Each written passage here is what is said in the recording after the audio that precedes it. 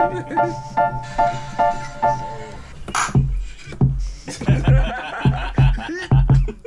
what's up. Yeah, we're in. You guys can see video? Yeah. I ain't seeing shit. Discussion, man. Welcome to Type Beat, y'all. Yo. It's the crew from Type Beat, a group of random dudes who press buttons and shit. Producers from Unapologetic Sound, starting your man. I'm start off with me first, cause this is my place. I make mad beats. We got audience in the background. Shout out to our audience on deck. Live audience is on deck. We got Kid Maestro on the back as well. You know what I'm saying? Wearing navy blue hoodies. You know what I'm saying? We got my man Adam Billings. What up? Yo. You can't see his slides, but they kind of gangster. Pull up the slides, bro. Look at that, man. It looks like a scary tile floor. You know what I'm saying? Like, let's get it. Slides, yeah. We got C Major in the house. What up, dog? He trying to get crossed up, man. That's all good. Basketball player now. I don't make beats no more. That's C, man. You gonna get crossed up. And we got Elo deep in the shadows over there. You know what I'm saying? Cheeseburger. Pretending to be me. You know what I'm saying? Beat material. That's hey, in case y'all don't know, Adam and Mad Beats. That's Elo other producer name. Beat material. Beat material on the beat. Damn. Beats material. Okay.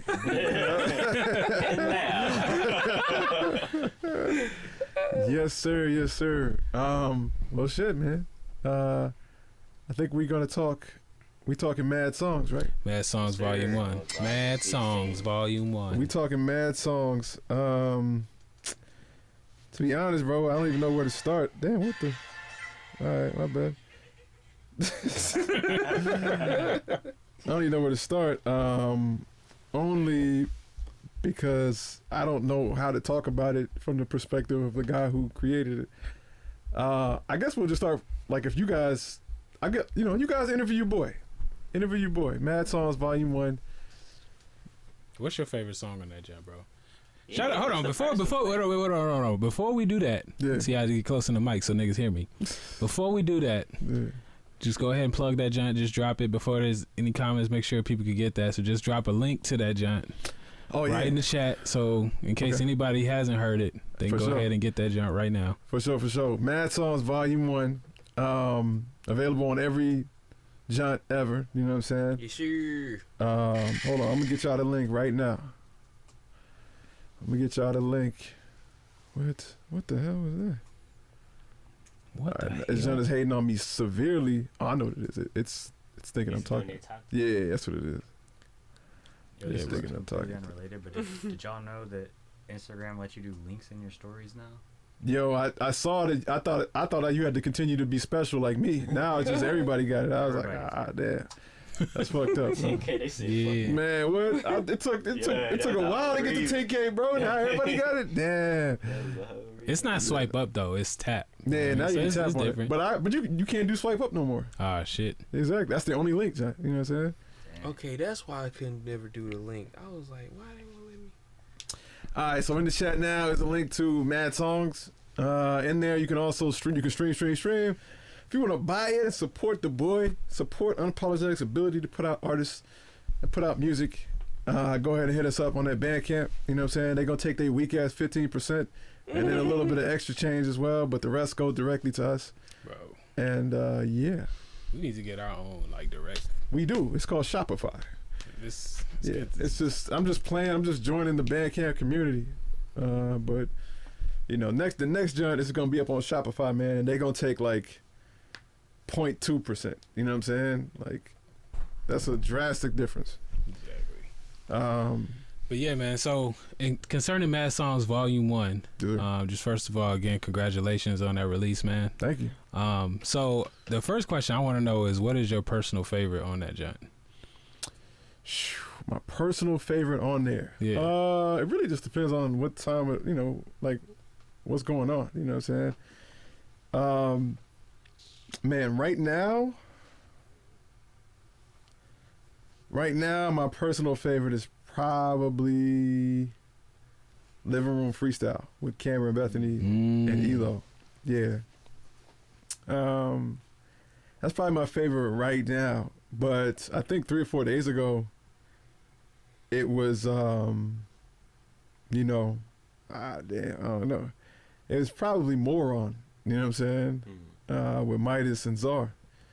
But I think every song on there has at some point been a favorite of mine. You know, it just depends on what I'm listening to. I love Statue. You know what I'm saying? I love Depression and Redemption. I love what the artists that we worked with, what they did to those songs, and you know, Austin Michaels' just rap ability is just kind of off the chain. You know what I'm saying? It's just crazy. And I love the vibe and the essence that Tico, Eddie, and Italy brought to Depression and Redemption. Shout out Elo on that as well, on the co-production. Yeah, man, it's a lot. You know what I'm saying? I don't know. It just depends on the day, man. It just depends on the day, really. You know? So I mean, this is mad songs. So all of it definitely comes from a piece of your perspective. Yeah. But like, what track do you play for people if all they have is that one song to understand the most about who you are? I think right now, Depression and Redemption. I think because that was the song that was the truest to where I was when I made it. You know what I'm saying? You know, I you know, y'all know, but maybe the world don't know. I was going through a pretty deep depression at the time. And you know, there were just days where you just don't even want to get up, and you know, it just feels like, you know, it's just hard to think positive. It's hard to think anything but negative thoughts. And I knew that if I was gonna find my way out of it, it would be making music, and it would be making music with people who were excited about making music. You know, I'm always excited about making music. So anytime I feel like I tap on somebody's shoulder to do music and it feels like I'm asking them to do a chore, I don't want to work with you. You know what I'm saying? I want to work with people who are like, you know, just like kids in front of like a Nintendo. You know what I'm saying? And so when I reached out to Eddie and Tico, they were super hype about it. I said, yo, what y'all want to rap about? They said, I think it was Eddie said Depression. No, I'm sorry. It was Tico who said Depression, and then Eddie said Redemption. And so we just called it Depression and Redemption. And I was right there in the same frame of mind, you know, so it fit perfect. So, like, I know it's a tight beat, y'all, but like, part of being a producer is diving into like the emotional, controlling the emotion of the room and the song and the products, you know what I'm saying? It's not just the technical side. So I kind of want to stay there for a sec.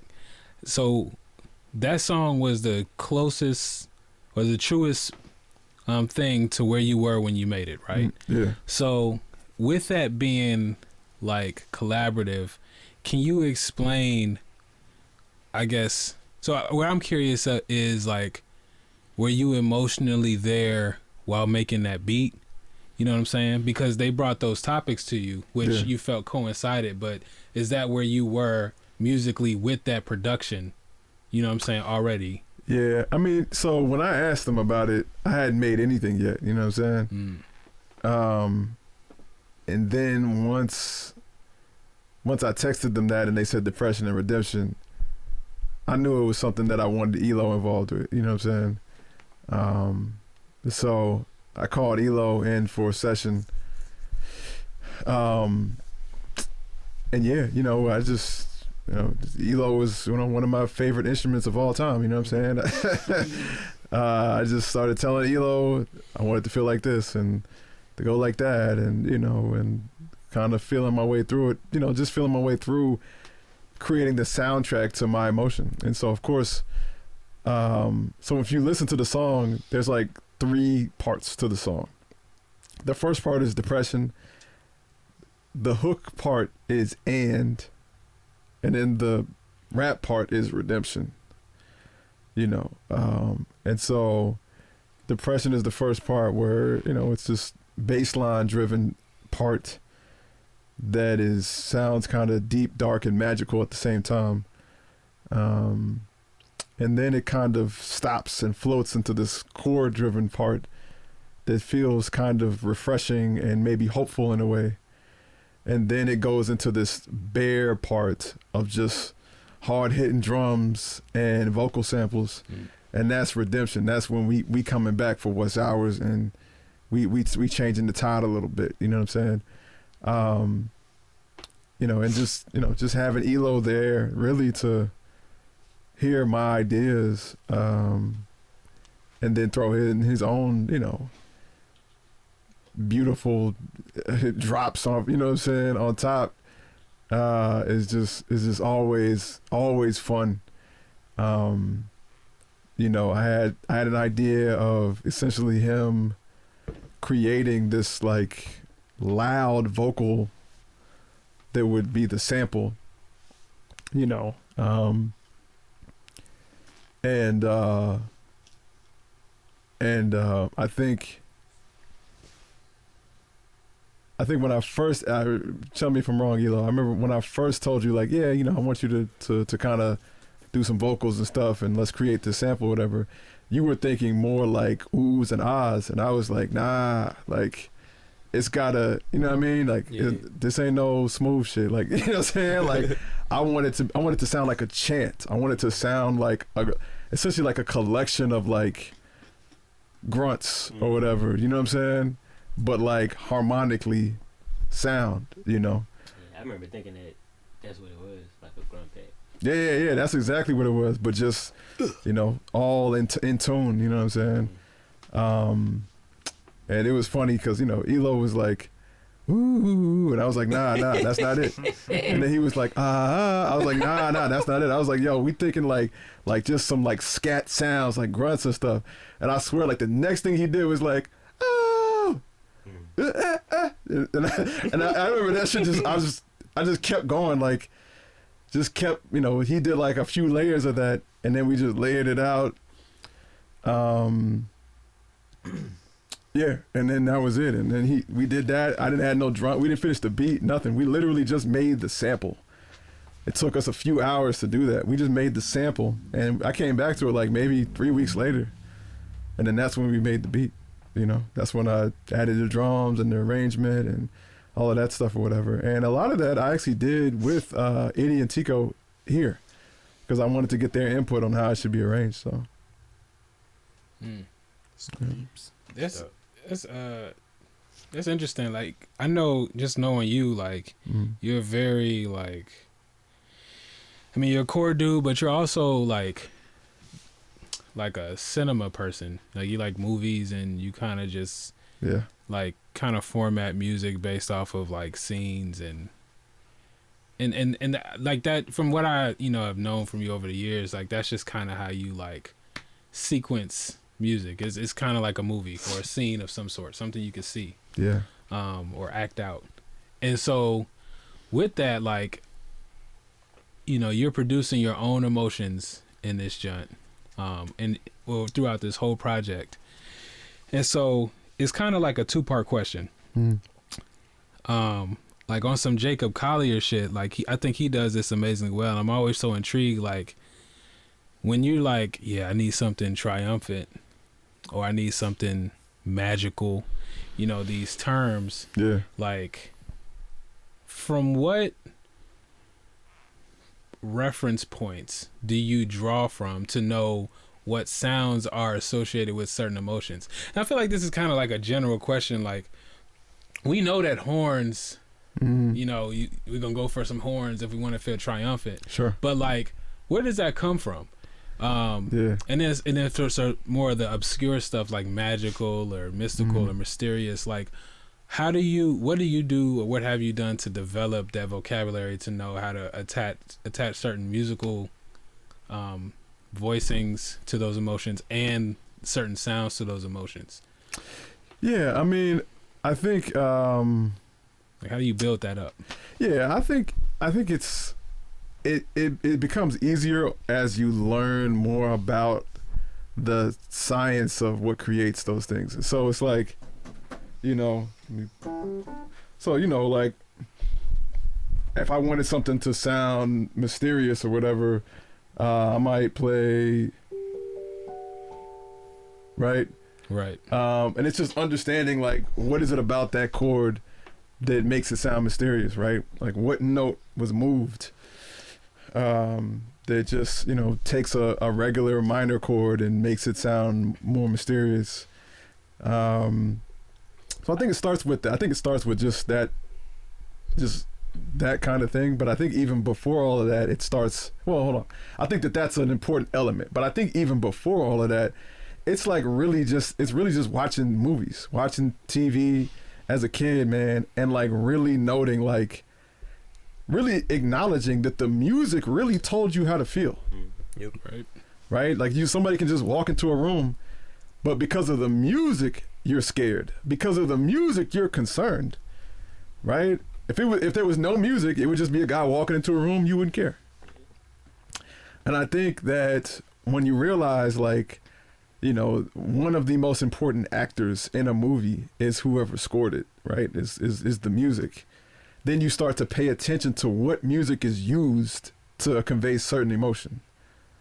And then you break that down and you figure out, like, okay, why does that feel that way? So, you know, why does 1 and 4 feel differently from 1 and 5? Like, you know, why is there like a returning home feeling to 251, right? Like what does dissonance do, right? You know, all of these things that you just like, they're just tools. They're just tools, and the more you listen, the more you pay attention, the more you know when's the right time to pull out a tool. Yeah. So it's really just watching TV, listening to artists that I love that do that. You know, man, I mean, dating back from, you know, Stevie Wonder all the way up to Thundercat, you know what I'm saying? Like watching them choose notes or listening to them choose notes and wondering, like, man, why does it feel like that? You know what I'm saying? Or like you know, like that kind of thing. And then just wondering, like, why does it, you know, it's the dissonance, and there's just certain levels and there's a spectrum of how you can go about creating those kinds of feelings. So yeah, I hope that answered the question. Yeah, I also think too, like with the technical, what I watch you do brilliantly is set yourself up and surrounding yourself with the instruments that get that sound too, like the texture, the tone.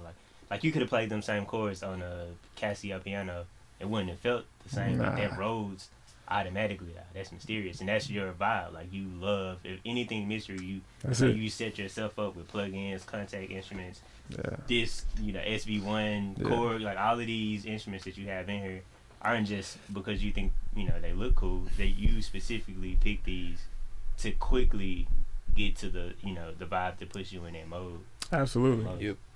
Absolutely. It's just interesting to me how, like, our emotional vocabulary is so, like, dependent on, like, things already created. You know what I mean? Like, so I'm just imagining, like, you know, if somebody hypothetically just never watched no movies, you know what I'm saying? Like,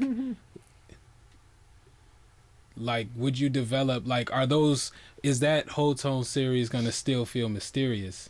It's a good question, man. Like, you know, do we feel like it's mysterious, or are we being trained that it's mysterious? Right? Probably a little bit of both. Probably a little bit of both. Absolutely. I mean, the idea had to have come from somewhere, right? You know, that's a good question. I'll never know because, you know, right. I was indoctrinated pretty early. You know what I'm saying? We gotta find a nigga that never seen it. Hey, what's that island, dog? That island where nobody where them dudes ain't never seen civilization? Yeah, you know what I'm talking about? It's a real island. Like yeah, there's an island where it's like, where like the people on the island, like it's historically known, like civilization never came to this island. And if you try to pull up on that island, they will shoot bows and arrows at you. Like, I know what you're talking about. Yeah. Off the coast of India. Yep. Damn. Bro, I wonder if anybody's ever, like, I'm sure they got music. Yeah, one guy tried. Wait, and no, they killed not him. movies. Damn.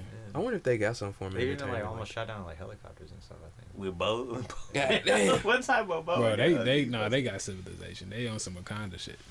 Damn. That's tough. They shoot down. They shoot down. What you call it? Exactly. It's definitely some technology going on. They shoot out the airplane with boat. I want to know. It's the technique, my guy. Okay. So yeah, back. Oh, go ahead. Go ahead. You got the questions, my guy. I'm gonna let you. You got some technical questions though. What you think? Yeah, just go ahead. I've been talking this whole time, bro. All right, so Nope. I want to stick with Depression and Redemption, but we can move around the album too. But when you were like on some technical shit, I know when you were mixing it, you were thinking about it with the parts. Like how much of not just like the textures and sounds, but how you recorded Itty and Tika, how much of that played a part into like the vibe that you wanted for the song and the vibe that you set up for them to record, maybe where they recorded, maybe the choice of preamps, or what did that play a part, or were you just like, we just gonna get some rap shit and then I'm gonna mix it? Nah, definitely. So, I mean, and then, you know, we also had Italy in on it too, you know what I'm saying? Like, Italy's part, I remember she might have been one of the first people to, like, she recorded her part last, but, like, she recorded it sitting down on that Papa song. Mm-hmm. So she was, like, you know, relaxed and stuff, you know what I'm saying? Like, and that's the opening part of the track, you know what I'm saying? She has such a soft voice that it was, you know, it was just, well, to me, it was a perfect way to set off the track. But nah, I specifically wanted both of them to go through that. At the time, the Millennia was still fine. The Millennia, I have a Millennia preamp. It's gone right now because it had to get repaired. They actually swapped it out and it's on its way back here. So let's see what happens. Yeah, but the Millennia for me is like my rap preamp. You know what I'm saying? It's just got a dark feel to it. It's smooth though. It's real smooth, but it's kind of dark. And then I went from there into the Manley compressor, just because I wanted to be able to control the attack a little bit more than an optical compressor, where you know there's no attack settings. Because you know, with Itty being so smooth on the hook, and then the rap part being so aggressive, I just knew that I needed control to bounce back and forth between the two. And so normally I would go into my LA610 optical compressor. This time I just chose the Manley, so that way I could control the threshold and the attack a little bit, you know, better. And yeah, that's how they went through. And you know, one of the coolest things about that song was just that, like, when you get the recording settings right, man, it just makes the mix so easy. You know what I'm saying? Like I think a lot of people just hook up a mic and you hit record and you think you fix everything else in post, and maybe you can, you know. But if you just pay a little bit more extra attention on the front, man, you know, it just makes the mixing just that much easier and that much funner. You know what I'm saying? Yeah, that's I've been watching. What I keep getting his name. Is it Craig Brower? Craig Brewer? Craig Brewer, yeah. Yeah. And that's his like. He need to put that on a t-shirt. Like he always is on some like, one, spend money up front, and two, you know, get the knowledge up front to get good recordings, and then mix. But his whole thing, like he hates like these microphones and shit like that for people like recording rap and shit like that. Oh yeah. But he like when people send he He's talking about Michael Brower. My bad. Michael Brower, Yeah. Okay, yeah. Not Craig, I was like, wait, this is not who we talking about. It's like mixed up Michael Brower. Yeah. He's like super on that shit though. But and you know more than I do. But he's like a real like asshole about it too. Like and I fuck with it. Like I fuck with his like quality control and that type of shit. But all right. So we talked Depression and Redemption, but also I watched you mix the living room joint. Oh yeah. And that's right. And can you explain like how that was recorded and then how you let that shape the way you mixed it? Because you got a very raw recording from a very emotional recording from Ken. Yeah, nah. So Living Room Freestyle is one of my favorites because it really is a freestyle. Like we didn't write nothing. You know, it was literally, we were excited. We were like really up on Solange's album. You know what I'm saying? And a lot of Solange's album just felt so effortless. It just felt like she just kind of walked in and felt her way through a song, and they just kept the good parts, and you know, like she just kind of freestyled some parts, and that, you know, and not, and all of that in a good way. Like it just felt so fun, you know. And I felt like me and Cam really enjoyed listening to that album. And so, you know, after a few trips, you know, of just listening to that album, we just wanted to make something like that, you know. And we got in the studio. He brought his TC Helicon Voice Live box with him, and we hooked it up with the 87. He took it in the booth, and he started changing, adding effects, deformant, a whole bunch of stuff or whatever. And just so you guys know, typically that's not how I move at all. You know, I'm very much okay, let's see if we can replicate what you would like. Yeah. You know what I'm saying? Yeah, with some plugins. Yeah.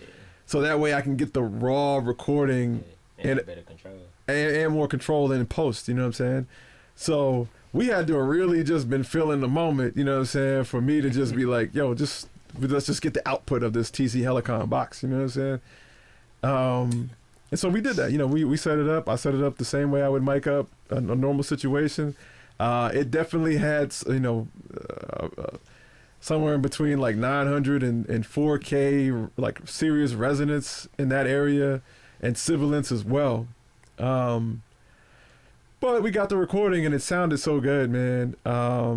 It sounded natural, you know. So when it came time to mix it, I could not just pull out my normal tactics on mixing Cam's voice. Because he was just, I mean, number one, there was just so much different about the voice.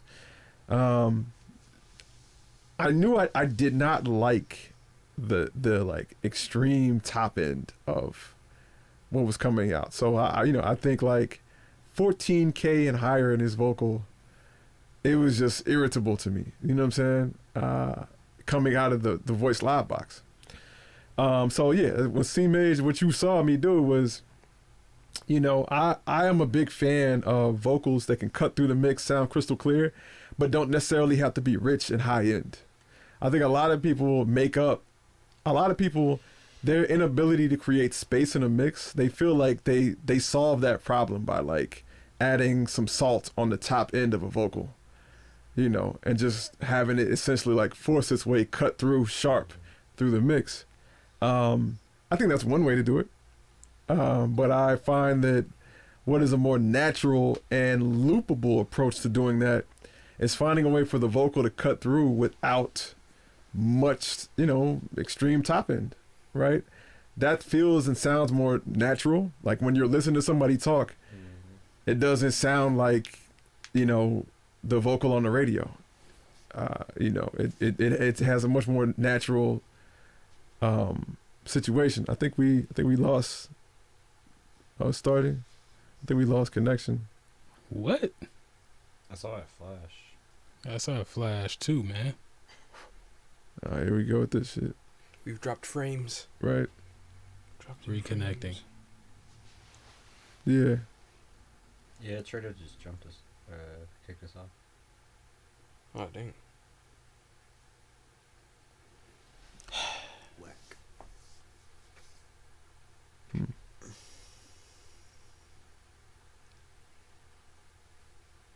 Damn.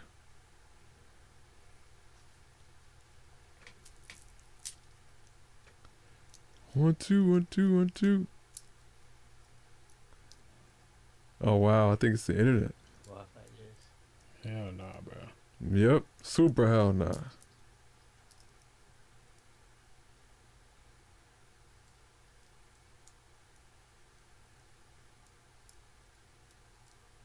Bruh. Comcast doing that thing where they just don't work for no reason. You shouldn't be doing that no more. Man, what? Niggas just got Disney. You know what I'm saying? True.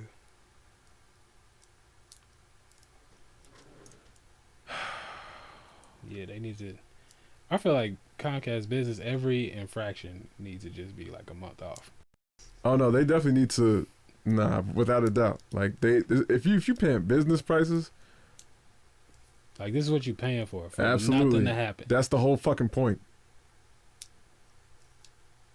See, now I had to. All right.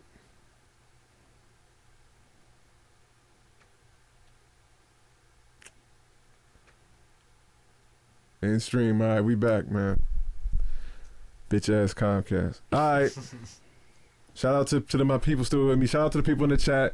Slack, DP Mason, Da Vinci. What up? What up? What's up, Da man? Vinci. Da Vinci. You know what I'm saying? God. Slack. Like Dawson. Slack. What was I saying, man? Shout out Slack, man. Slack is the only person in Memphis more mysterious than me, man. You know what I'm saying? Big shout out Slack. Yeah, but you were talking about having a rich vocal effects without. Yeah. So I'm just a really big fan of like using multi-band compression to like essentially like create a level of consistency with the part of the vocals that you love the most, and then just kind of like falling back on all the other parts. And so for me, that's how you get that smooth ass sound that's on. If you go listen to that vocal, like I've chopped off all the brightness, but you're still crystal clear. You know what I'm saying? And I find that that's something that you kind of got to know what you're doing to. I don't really find many newbies who know how to do that. Yeah, and I watch you compare that using the Ozone joint or whatever. I watch Tonal you balance. compare that to a Drake vocal, and so obviously that one was top end heavy. Yep. But I watch you like on the spot make adjustments and be like, all right, I don't have that, but I got this section right here. And I'm gonna make sure this section fits the wave, and also not like you can. What I was noticing too is you can have the reference, but not know how to achieve or not know how to go about achieving it. Like you can raise frequencies all day, but it's how you add a saturation to certain parts instead of just lifting the band up or whatever. Yeah. That was like amazing. So that was like watching a nigga hoop. Like she was like wild to watch. Thank you, bro. Thank you. Yeah, I appreciate it, man.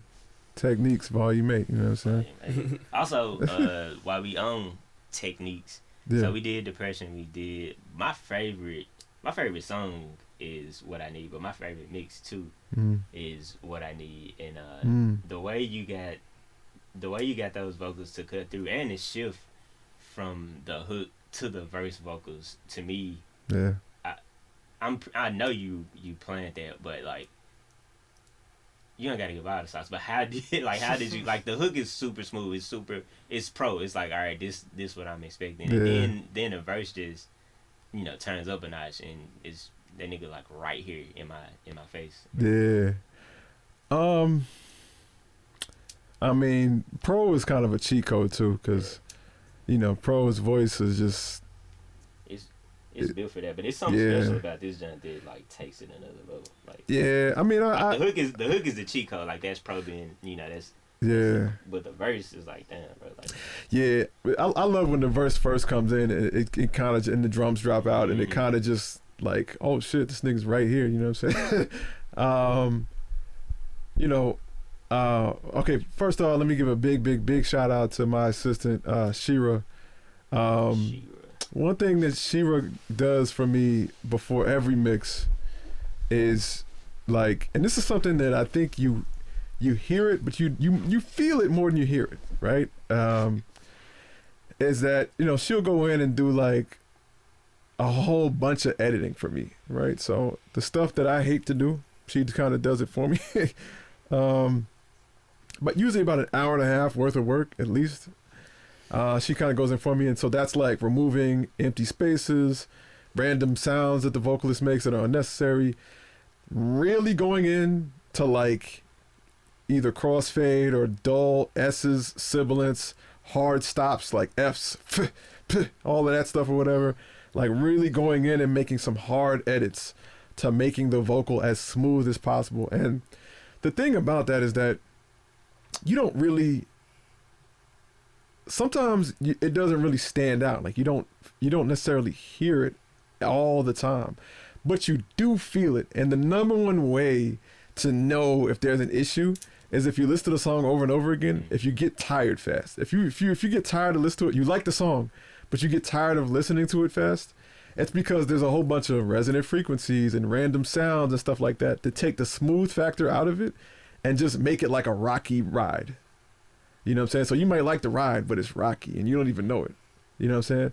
So you ever rode in a real smooth car and then realize like, damn, what was the car I was riding in before? Like this shit is mad smooth, Like Shira will go in and help me do that before I even sit down and make a mix.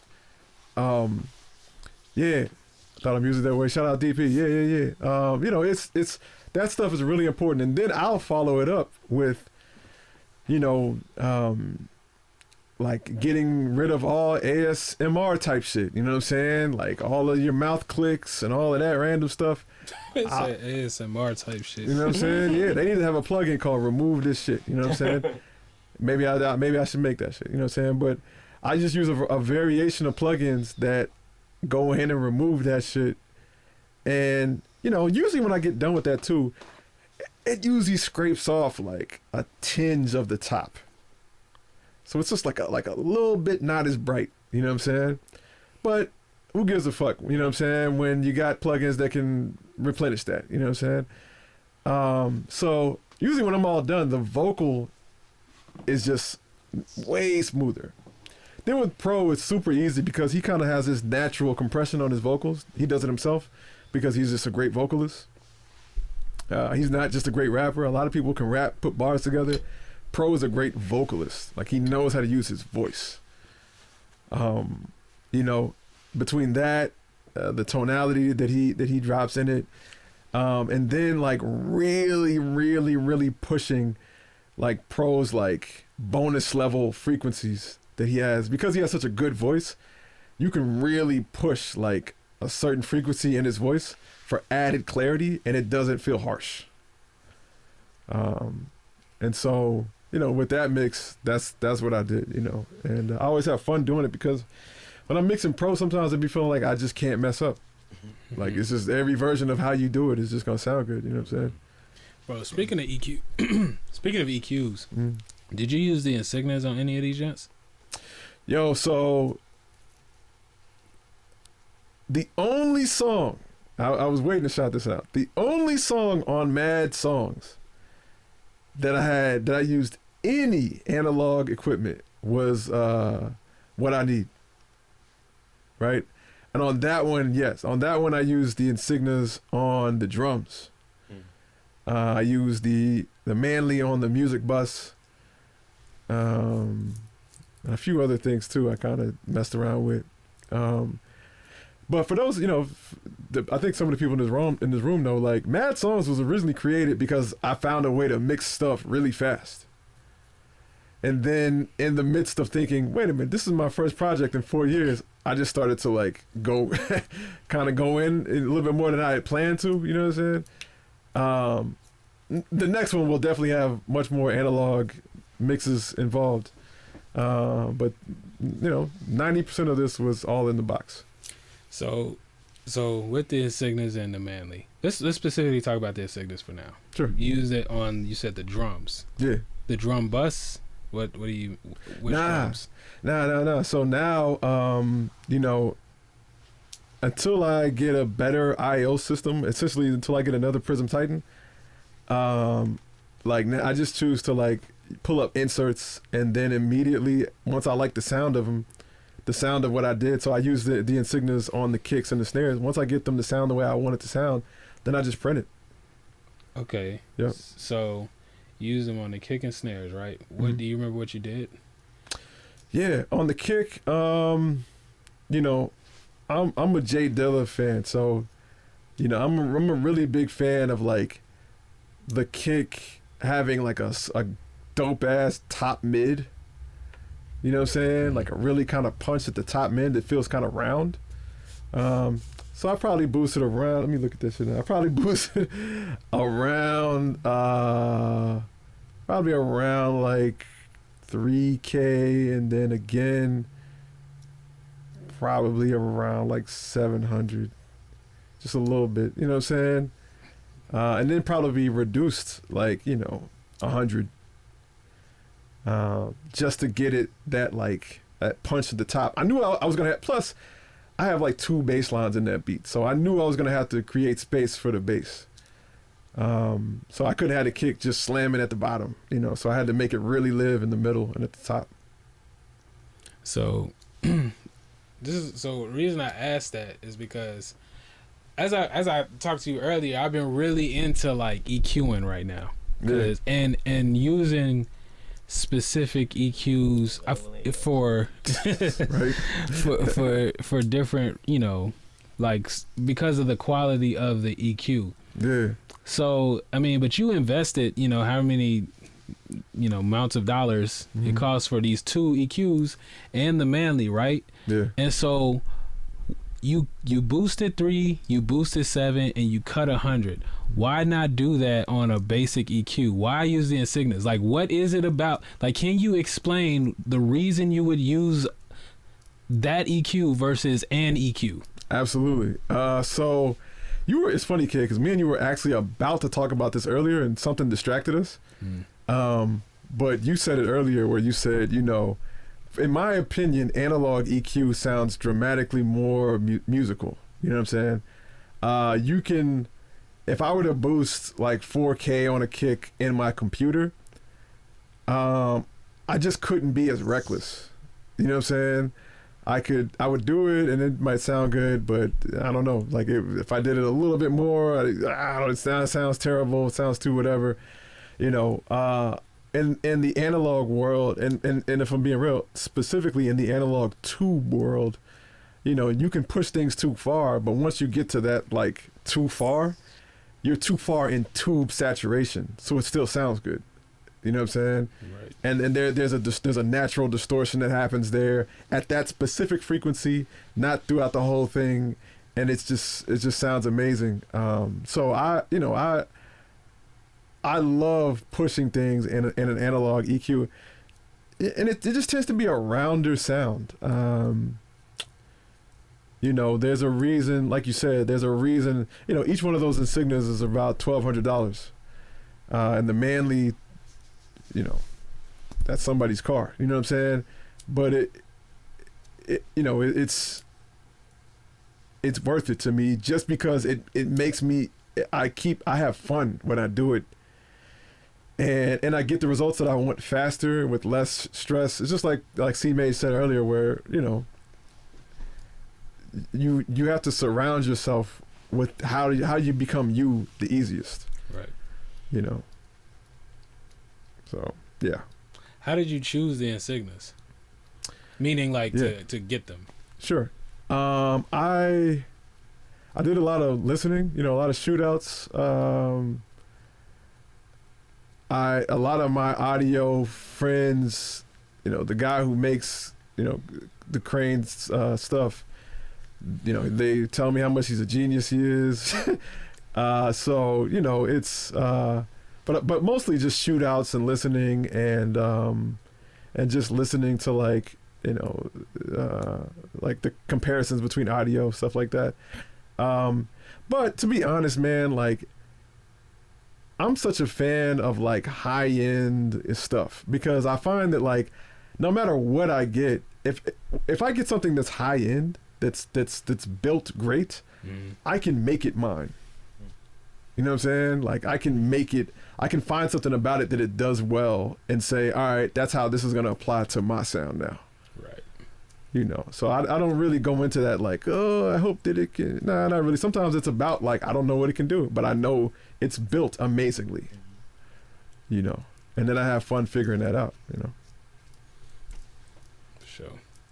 Yeah, man. I'm really into that right now, man. Just like why, you know, people go crazy over specific pieces, and then they be from the same company. Like, you know, they're all boosting this frequency. Like, what is it that you hearing that's making you pay so much for an EQ? And I think it's been like phases. It's phases like that. Like, I think it's usually like compression. You start to hear first, you're like, oh yeah, this compressor is different than, you know, in the box. So, and then you hear those things. Or maybe it starts with the mic. You start to hear the mic like, oh man, it's not just for recording the vocal. And then you start to go. But I feel like EQs are kind of like the last thing, because the way people use EQs just in general are so, it's, you know, it could be just very quick, very utility. You know what I mean? And I feel like EQs are kind of like the last thing you start to be musical with. Yeah, I also think that even in that, if you were to break that down even further, you know, I do most of my surgical reductions in the box. I really do all of my boosting not all of it, but I choose when I use my analog EQs, it's to boost. Right. It's to give flavor to something that didn't have it. You know, I don't really just try to do any surgical reduction of a certain frequency on my analog EQs. Like, nah, that's what things like Pro Q and Brainworks are for, and they do those magically. You know, but the analog stuff, I really just choose to like, you know, gain and to really, you know, kind of carve it out that way. Yeah. And just like too, it, like you said about having fun, man. Like, you know, just the culture of we're kind of getting into engineering now a little bit, but like just the culture of like EQs and just tutorials and education is like it would just have you so afraid to boost shit. You know what I'm saying? Like it's all about like reductive EQ. Don't, you know, Not you too much. like if you want more of something, take it out. You know what I'm saying? Like nobody is really saying go ahead and boost the 7K or the 700 you want. You know what I mean? Yeah. And you know, and for good reason. But like, I think it's just good for everybody to know. Safer place to start for a beginner is why they say that. Yeah, Definitely. It's like when you know the rules, you can break them. Right. You gotta know the rules first. It's hard to fuck up reductive EQ. I feel like, you know. Yeah. Facts. It's funny you say that because I remember in the very beginning, I remember I made a beat and I sent it out to my homie thinking this jam was amazing, and this man said the most offensive thing to me to where I just never thought about it like this again. He was like, "Yo, bro, you mixed your drums way too thin." And I was just like, what? How dare you say something like that to me? And I just remember after that, I was like, nope, I'm not. Everything else is beefy as fuck from now on, fam. Thin drums? I'm out, fam. I can't do that. You know what I'm saying? Yeah, dog. I was so embarrassed, bro. I was so embarrassed. yeah. Damn. What was your response? Like what did you say? I didn't even know what to say, bro. I think I just looked at it. Was like a text me. It was like you know what I'm saying? And I was just like, what? Bro, I went back to the beat, man. I still got that beat. I went back to that shit and literally just took all EQs off that motherfucker. This was like, yo, fuck EQ. You know what I'm saying? Yeah, man. What up, Sonny? See you in the chat. What up? That's good. Shout Pro out to everybody in Q3 the to chat. cut and SSL to boost. Yep. That sounds good. See? Yeah, bro. That sounds great. That's where I'm at right now. Mhm. And Yeah, then even on some like analog versus box shit, like there is a feeling to touching knobs, right? Do you think that plays on what you perceive you hear? It's real, but Yeah. also when I lean over to turn something up and turn it up with a knob, we talked about this. Bro, I mean, absolutely. I don't think you'll find a bigger cheerleader than me on simply what it means to do something with your hand, like naturally, than versus with a mouse. You know what I'm saying? Like, I mean, we just got the X Touch. We just got that in just because of that issue. That's another thing too, dog. I mixed most of Mad songs with just a mouse, and it was fucking torture. You know what I'm saying? Like, I mean, shout out to getting through it. You know, shout out. That's a true resilience for me. You know what I'm saying? But I'm not the dude just out here mixing with a mouse, fam. Like, nah, I need faders. I need to feel it, man, because that's how I do all of my automation. And I'm to be honest, when people be like, yo, let me get a 0.5 dB reduction on something. That's not how I think. I just grab the knob and turn it down until it feels good. You know what I'm saying? Like, you know, that's how, you know, in that respect, I'm not a numeric scientist. I'm a feeling scientist. You know, and because it's music, man. It's not, you know, this ain't. I mean, it is science, but it ain't science. You feel me? Like, it's music. So I'm all about that. I'm all about like feeling the knob and how that changes what you get from it, you know, all day. bro, so when you was mixing Mad songs, is like in a general sense, like with that in mind, see, because it's such a balance, man. So when you're mixing Mad songs, right? I've been having, because I've been mixing a lot, I've been having like this experience or this mood where I've been wanting to really just like turn the shit up loud and walk around and make sure I feel the kick in my chest and like, you know, check to make sure I actually want to move to this joint. You know what I'm saying? But that's like, you know, you know, under the school of just like learning how to mix, you know, that's reckless. You know what I'm saying? You got shit all loud. You all know we need to listen at like a controlled volume so you don't, you know, develop fatigue. And you know, you kind of are aware of these things, but like how much of that recklessness is in your process of just like, yo, I just want to hear this shit loud and bump it, and you know what I'm saying, and that go into your decisions for the mix. You know what I mean? For sure. I mean, so I think I have the ultimate cheat code for that, being that I'm my own mastering engineer. You know what I'm saying? So I kind of know, you know, I'm not embarrassed when I hand it over to the mastering engineer because it's me. You know what I'm saying? So, you know what I'm saying? So I don't really have to deal with that level of shame. Like, sorry, bro, I know that it. You know what I'm saying? Oh, in the body. Y'all know what I'm talking about? Like, you know what I'm saying? That's how I felt when I sent them stems to Kelly. I was like, here you go, bro. Yeah, I don't really, you know, I'm good with that. You know, I just try to lean. I've definitely had my overly scientific years, you know what I'm saying, in the music game and with my music. But now more than ever, man, you know, I've kind of, it's kind of like C. May said earlier, man, you know, you spend so much time learning the rules, man, that you just, at some point you just say fuck them. You know what I'm saying? You just kind of, you know,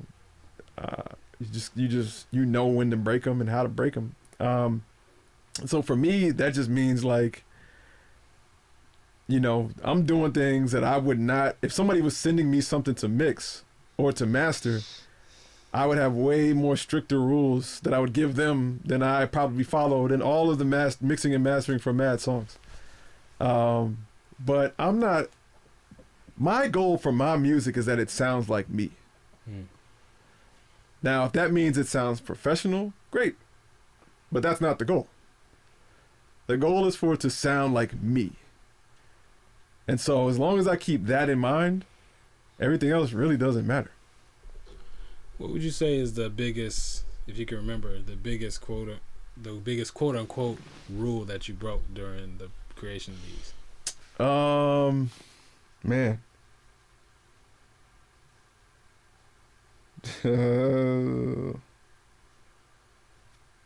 Biggest rule I broke. I'm scrolling through all of them now. Starting with Mono Neon's phone recorded intro and ending with Moron being over a 2-track because the MPC session was fucked up. That's my favorite song on the whole shit too. Yeah, Moron was like literally a 2-track beat. I could not, I tried to piece together the beat the way it was, trying to find the Omnisphere instruments that match. No. Man, I opened that shit up, that shit was blank. What? To the Omnisphere patches we lost. Man, I was so pissed, man. I was so pissed. Graveyard beats, bro. Bro, I was so pissed, man. I'm trying to recreate this shit. The bells is not sounding the same. All kind of crazy shit. I'm like, man, this is trash. And I was just like, man, fuck it. The beat sounded good. You know what I'm saying? So I just did that. Did you add any like EQ to the 2-track or anything? Yeah, I did my normal, you know, kind of Fab Filter multi-band trick to kind of give the vocals some space, and you know, I did, you know, a little bit of that, but nah, man, honestly, I mostly just let Midas and Czar rock kind of raw off the top of it, and just really put in the work on the master. More work on the master than on that master probably than any other master that in the whole thing.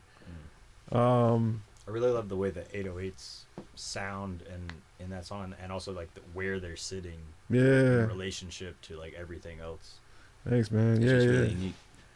That's I feel like if any song, that's the perfect one to have that approach on too, though. Yeah, cause I feel like that song needed that raw. Cause it's like dusty and shit anyway. So yeah, this man Sonny said he put auto tune on a piano to fix it. That's wild, fam. But that's the Mike Dean shit. Mike Dean like run his guitar through auto tune, so he can like hit a wrong note. Yeah. That's the next level. I'm doing that, fam. I'm doing that tonight. The first time I ever even knew that was a thing was when you did it, C Major. Yeah, when I played like the bass. And that shit is fire on the bass. but it's like it's wild. Even like auto tune on the bass. Y'all playing on the bass, like you can hit it. I don't even know. It just like it changed the way I played it very drastically. But I was able to create. Low vocal, bro. Yeah. Fire, Because it's like if you play a note that's similar or like that's close to it, it'll be the same note as the note that you can just find on there, like on the right fret. But it just has a different like timbre to it, so you can really play size. Yeah, it's right. That's pretty cool. I'm gonna have to try that. I think it's 7:31 right now, so we think we a little bit over. Snap. Yeah. Man, I feel like we can cut it off here. I feel like next time, man, if y'all got any questions, just holler. You know what I'm saying? There's literally, I have so many questions from producers about mad songs. So yeah, anytime you guys want to hit me up, let's do it. I'll go ahead and tell y'all right now in the chat, just for y'all being here.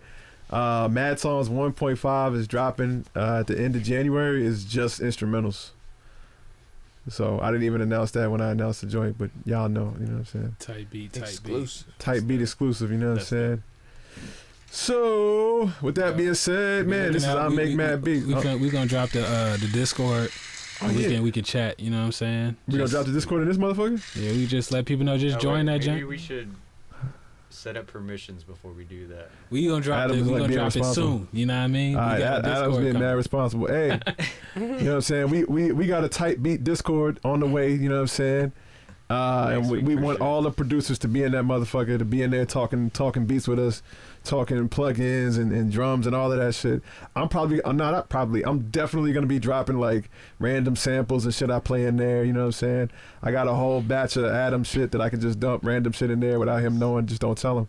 You know what I'm saying? A couple samples. All right, so he gonna be in on that too. I was gonna try to do it on the low, but it's all good. You know what I'm saying? Like we it's gonna be a dope spot for producers. So when y'all see us come up with that Discord, matter of fact, man, get the app. Get the app. The app is when we're gonna shout out all of this shit. You know what I'm saying? So get the app. If you don't have the app, it's Unapologetic World app. It's on iOS and Android devices. Holla at us there. I'm gonna be putting mad more shit in there. It's about to turn up and be crazy in 2022. This is I Make Mad Beats, Kid Maestro, Adam Billings, C Major, and King Elo. We signing out. AKA Beat Material. Beat Material. That's Elo's name, y'all. Beat Material. Are you vaccinated? Beat Material. Hey man, y'all be safe. Peace. Good night.